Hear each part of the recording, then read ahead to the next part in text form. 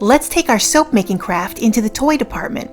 With this dough project, you can set the kids at your craft table for an afternoon of art and craft. In this episode of Thermal Mermaid, we're making Play-Doh for kids. Okay, right out of the gate, this is not the soap dough or soap clay that we use for crafting those little embed designs. If you're already a soap maker, you'll know that we have a version of uncured soap clay that we use to embellish our designs, and that's not what we're doing today. The project we're making today is with soap that's already been saponified, and it's perfectly safe to touch and play with and to make something with the kids. Now, you may have already seen a variety of videos on YouTube that make homemade slime or dough using liquid dish soap. And in this video, I'm going to show you a couple of dough recipes, and we're using our homemade soap that we've made from scratch. We're going to be using two versions, our melt and pour and our liquid version, and then we'll compare these same recipes using both the homemade and the melt and pour, and so you can see what final result we can produce. Furthermore, we're not using any glue, we're not using any borax, so if you did want to avoid those ingredients, we're going to work around those and avoid those as well. We're going to start off with the first batch of dough using homemade liquid soap from scratch. Now, if you want the easy version of this, you can use liquid dish soap, but if you want the recipe for making this liquid soap, you can find it in the members section of thermalmermaid.com. On your dashboard, scroll down to the recipe directory and then click on Hot Process Soap. Then you'll find it when you click on Basic Golden Liquid Soap, and you can also make this homemade version. Here I have 16 ounces of my liquid homemade soap, and since we're going to be making a few of these, we're going to color each one of them so we can keep them straight. This one is going to be colored lilac. First, I'll add a half a teaspoon of purple into the soap and blend it down.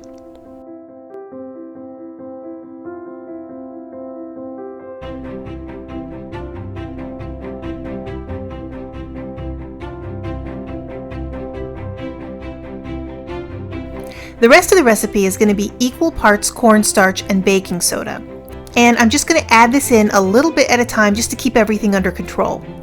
Now, this did end up taking a really long time. As I'm watching this, I'm watching the texture change just to see how much baking soda I need to get the dough texture that I want. But after several minutes, this changes from pancake batter to a bread dough, and all in all, I'm just going to keep mixing until it becomes more solid.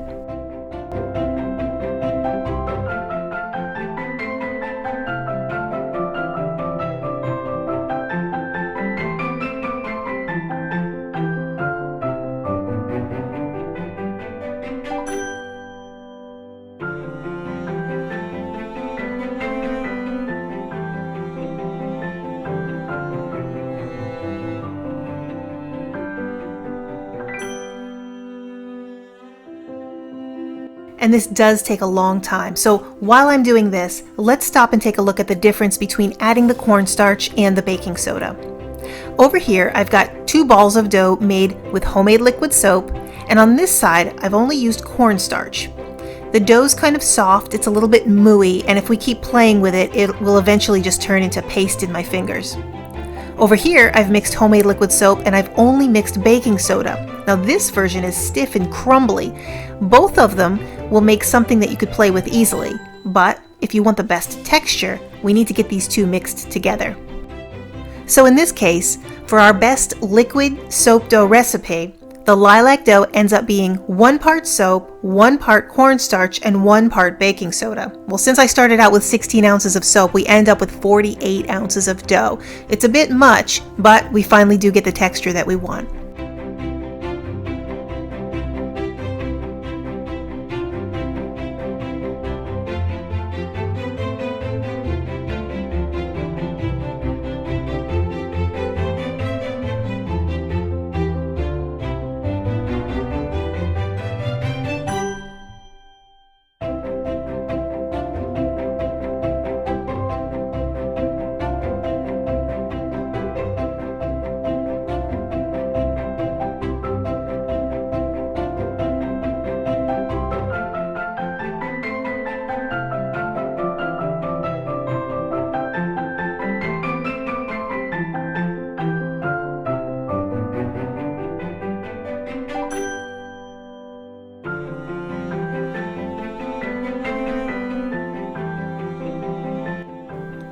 Next, we're going to repeat the exact same recipe, only this time we're going to use our homemade melt and pour soap. Now I have two ways to make dough using the melt and pour, and both of these will give us two very different results, so you'll have to pay attention. Now this recipe is for our soap makers out there. And this time we're going to start with 8 ounces of melt and pour soap made from scratch. Now of course, if you want to make this yourself, you can also find this one in the members dashboard. Scroll down to the recipe directory, click on the section that says melt and pour, and this one here, I'm using the one that says easy translucent melt and pour. This is the easiest of all the recipes here in the dashboard. Alright, in this version, we're going to repeat what we did with the liquid soap, but this time, instead of using 16 ounces, I'm just going to use 8 ounces because we've already made too much in the last one. So I have the soap ready. I'm going to melt it down in the microwave for 1 minute. And then with this, I'm going to color this with electric bubblegum pink to make it stand apart from our other projects. Now, of course, if you don't want to go the extra mile of making the actual soap base yourself, this would be compared to the versions of videos that are floating around out there where you take a shaved bar of soap. These other people have posted this on YouTube for creating something similar to this dough. So if you can find a glycerin bar or something from your store that you already want to use, you can shave it down with a cheese grater and get a similar effect. Now this is a better way, but if you just want to make Play-Doh and you don't want to go the extra mile, the cheese grater and the glycerin will work for this particular situation. And again, I'm going to slowly add 1 part cornstarch and 1 part baking soda to this bowl. We'll mix it thoroughly through all the stages until it turns from a bread dough to a full Play-Doh texture. It takes about 15 minutes of long mixing, and then I'll finally get the result that I want. Now once we're finished, I have 2 completely different doughs. One is firm and one is relatively soft. One is like dough and one is more like clay. Now in order to preserve these and keep them from drying out, you can put them in a container with a lid, only the dough that's made with liquid soap is going to stay soft, and the dough that's made with melt and pour is going to become firm and malleable in your hand. The soft one can be played with, and then once you're done, you could possibly save it or maybe throw it out. And if you get it wet, this will turn into paste. So this is really just meant to be used as a toy, not so much as soap for washing or washing your hands. This is really just a toy for arts and craft.